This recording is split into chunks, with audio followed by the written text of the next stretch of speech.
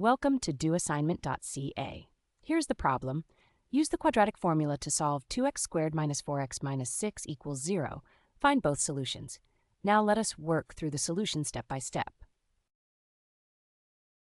We start by identifying the coefficients. Comparing our equation to the standard form, we have a equals 2, b equals -4, and c equals -6.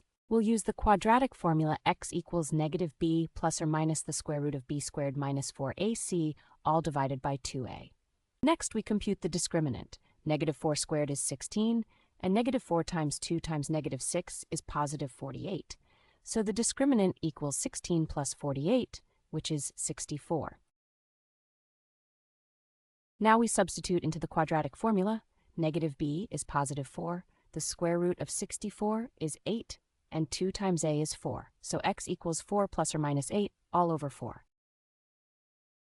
Splitting into the plus and minus cases, 4 plus 8 over 4 gives 12 over 4, which simplifies to 3, and 4 minus 8 over 4 gives -4 over 4, which simplifies to -1.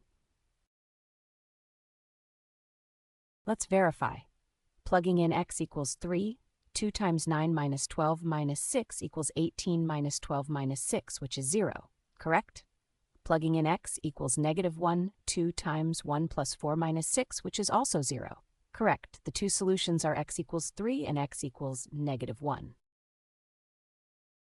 Visit doassignment.ca for more study tools, AI learning support, and online tutoring.